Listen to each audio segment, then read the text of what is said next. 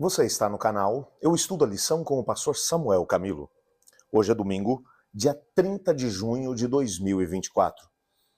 O tema que estudaremos hoje na nossa lição da Escola Sabatina será Missionário Fracassado.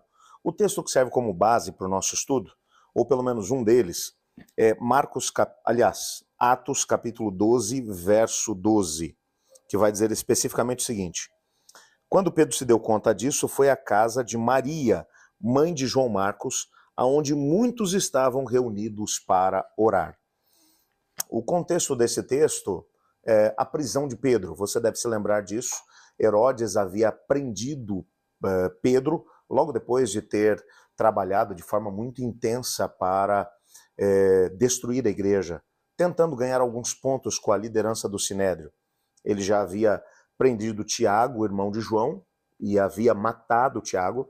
Agora ele havia prendido Pedro e esperava que no dia seguinte ele pudesse executar Pedro para poder ganhar mais alguns pontos com o Sinédrio. O fato é que naquela noite o anjo do Senhor visitou Pedro na prisão. O que o capítulo 12 vai explicar, o capítulo 12 de Atos, e até faz isso com uma certa dose de humor, porque o texto vai mencionar que o anjo do Senhor, ele vai até a prisão, ele desperta Pedro, tem dificuldade de fazer com que Pedro acorde, vai abrindo as portas. Pedro, ele segue para a casa de Maria, mãe de João Marcos.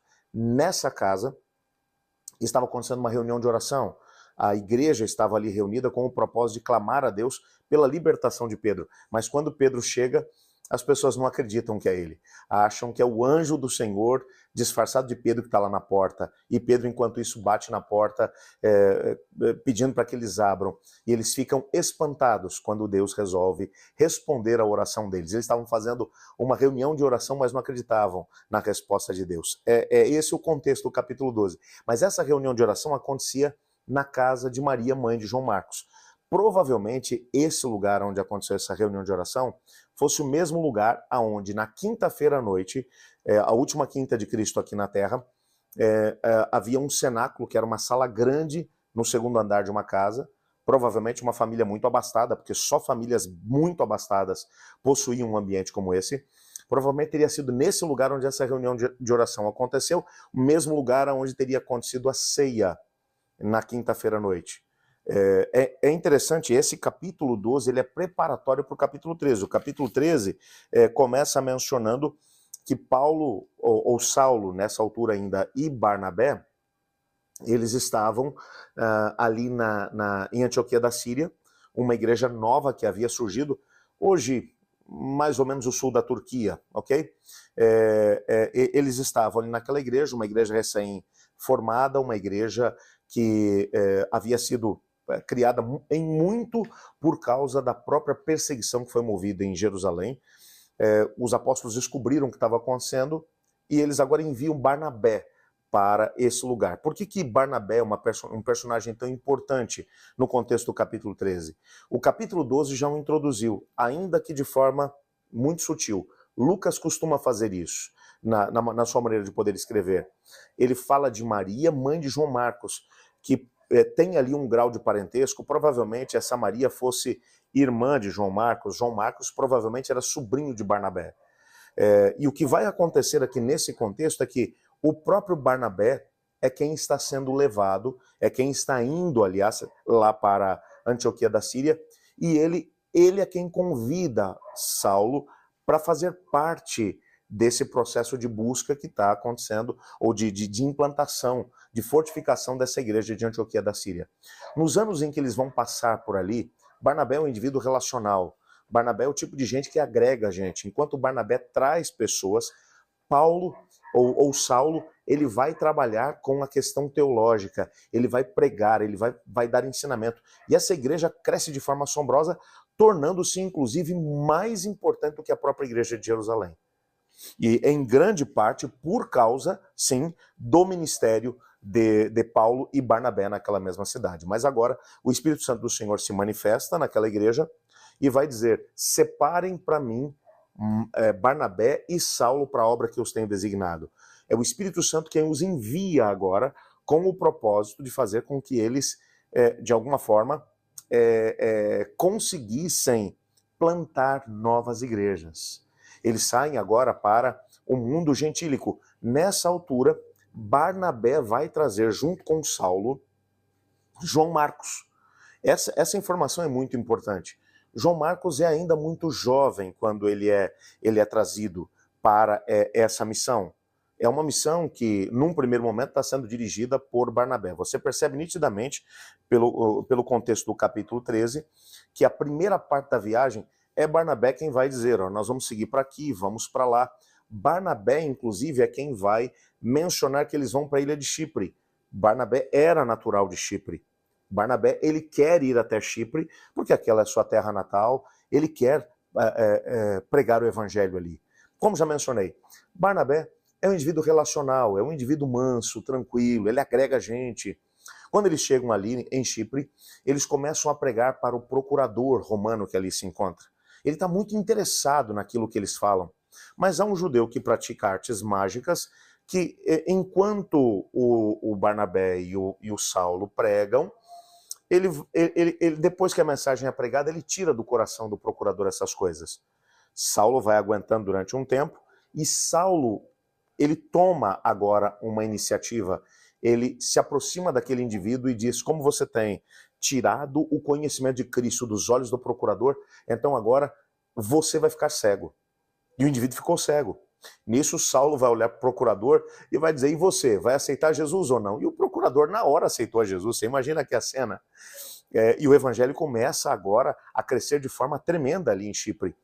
Entretanto, nesse meio tempo, o que vai acontecer é que Saulo, ele vai tomar a dianteira na viagem missionária. Agora, esse é o momento em que há uma troca. Até aqui, quem está dirigindo a viagem missionária é Barnabé. A partir desse momento é Saulo. E Saulo tem outra ideia a respeito da questão de plantação de igreja.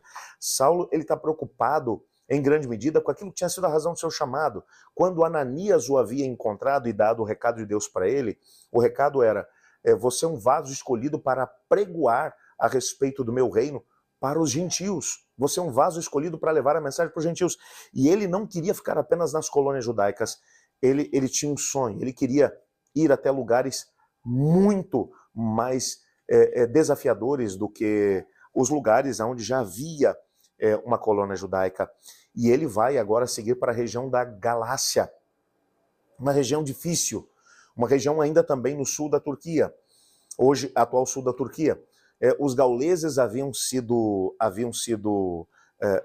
movidos por causa das conquistas romanas, eles estavam mais ao norte, onde hoje se encontra a França, a Suíça, e eles foram descendo, chegaram até o sul da Itália e posteriormente acabaram sendo colocados, na época de Paulo, eles haviam se estabelecido de forma muito intensa ali naquela região da Galácia, no sul da Turquia, uma região truculenta, uma região complexa, uma região aonde você encontrava muito paganismo e ao mesmo tempo muita violência. Você não podia brincar com aquilo. Era também uma região pantanosa. Quando você vai estudar a carta aos Gálatas, e alguns comentaristas bíblicos vão mencionar isso, logo que eles entram e pensa que nós estamos falando de Barnabé, estamos falando de Saulo, agora a partir desse próximo destino, Saulo inclusive muda o seu nome, a partir de agora ele é Paulo, é um nome que fala mais para os gentios, para o universo romano, ou para o Império Romano, ele deixa de ser Saulo, Saulo é um nome tipicamente judeu para Paulo, e agora quando eles entram na região da Galácia, eles estão entrando na região da Galácia quando algo vai acontecer. Alguns estudiosos bíblicos mencionam, baseado em algumas coisas que Paulo menciona na carta aos Gálatas, de que ele ficou muito doente no período que esteve lá, que os Gálatas o haviam abraçado de uma tal forma, que se preciso fosse, teriam arrancado os próprios olhos para poder dar para Paulo. Alguns chegam à conclusão de que provavelmente aquela, como era uma região com uma incidência muito grande de malária, que talvez Paulo tenha contraído malária e quase morrido. Agora você pensa, João Marcos era ainda um indivíduo muito jovem. Diante de toda essa situação, diante dos perigos da viagem, o texto bíblico simplesmente menciona do capítulo 13 que ele deixou os dois e voltou para Jerusalém. Ellen White, ela vai falar alguma coisa a respeito disso.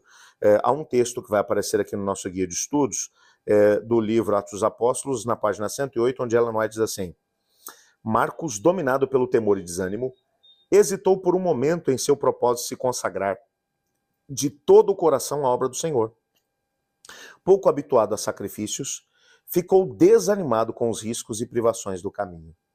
E então voltou para Jerusalém.